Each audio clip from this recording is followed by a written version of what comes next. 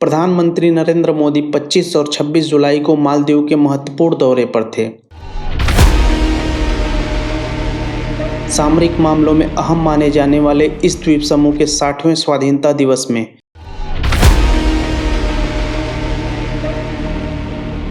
मोदी केवल सम्मानित अतिथि ही नहीं बल्कि वहां के वर्तमान राष्ट्रपति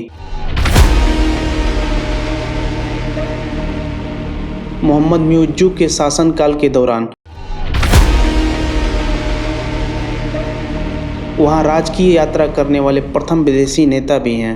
ठोस मानदंडों के आधार पर देखें तो यह भारत की पड़ोसी प्रथम विदेश नीति में एक मील का पत्थर है, जिसे मोदी सरकार की परिपक्व कूटनीति का उदाहरण माना जा सकता है। यह संयोग नहीं कि एक समय भारत विरोध का राग अलापने वाले म्यूइज्जू आज मोदी के स्वागत में लाल कालीन बिछा रहे हैं।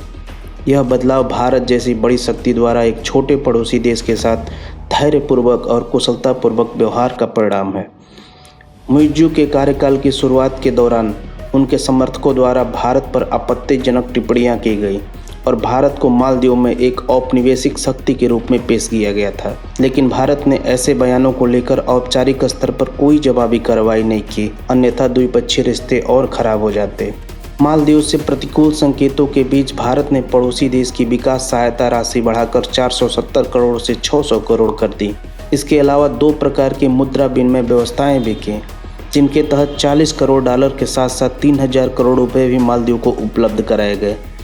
इन प्रावधानों से उसे अपनी डगमगाती आर्थिक स्थिति को सुधारने और ऋण के बोझ को घटाने में सहायता मिली।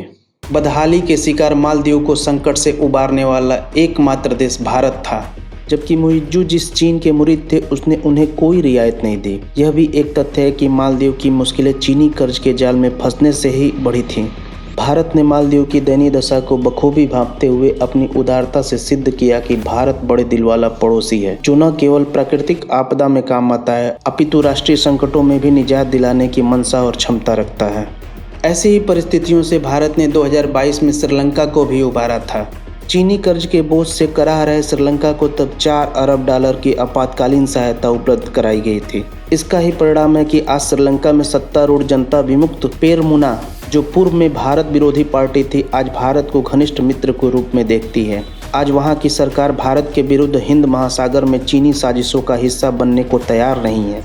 ऐसी कवायदों से यह लगता है जैसे भारत मौद्रिक सहायता के बदले अपनी प्रतिनिष्ठा चाह रहा है या वित्तीय कूटनीति के खेल में दक्षिण एशिया में चीन को मात दे रहा है। हालांकि यह केवल आर्थिक उदारता ही नहीं, जिसकी वजह से मालदीव और श्रीलंका जैसे छोटे देशों को एहसास हुआ कि भारत उनके भविष्य के लिए अपरिहार्य है। अक्टूबर 2024 में भारत और मालदीव ने व्यापक आर्थिक और समुद्री सुरक्षा साझेदारी का दृष्टिकोण प्रस्तुत किया और उसके अंतर्गत रक्षा सहयोग का विस्तार भी हुआ। भारत द्वारा मालदीव को सैनिक प्रशिक्षण और जहाज उपलब्ध कराना सक्रिय रूप से जारी है।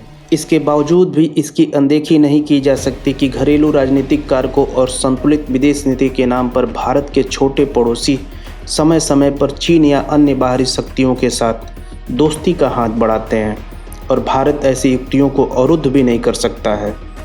भारत के हाथ में बस इतना है कि वह छोटे देशों के प्रति सहानुभूतिपूर्वक ध्यान दे, इन पड़ोसियों को सार्वजनिक रूप से अपमानित करने से बचे और ऐसे विकल्प पेश करे कि चीन की तुलना में वह अधिक भरोसेमंद है। म्यूइज्जू के सकारात्मक कायापलट को चीन की हार और भारत की विजय कहकर ढिंढोरा पीटना या मालदीव को सबक सिखाना अथवा इसकी हेकड़ी निकालना जैसे दावे उचित नहीं हैं। मालदीव के लोगों की आजीविका के बड़े स्रोत पर्यटन में चीन, रूस और ब्रिटेन जैसे देश भारत से आगे निकल गए हैं। मोदी की मालदीव यात्रा के बाद भारत पुनः मालदीव में पर्यटक भेजने वाला अव्वल देश बन सकता है। पर्यटन के जरिए लोगों के बीच मेल मिलाप, सांस्कृतिक विनिमय से कूटनीतिक संबंध और प्रगाढ़ होंगे।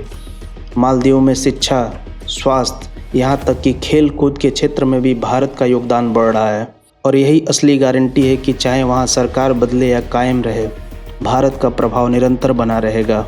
विदेश नीति आक्रोश भरी प्रतिक्रियाओं या जल्दबाजी के आधार पर सफल नहीं हो सकता। पड़ोसी देशों के संदर्भ में भूगोल चुना नहीं जाता, बल्कि यह पूर्व निर्धारित होता है।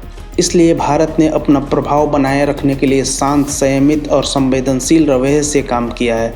तभी मालदीव में पिछले 1.5 वर्षों से स्थिति बदली है। धन्यवाद।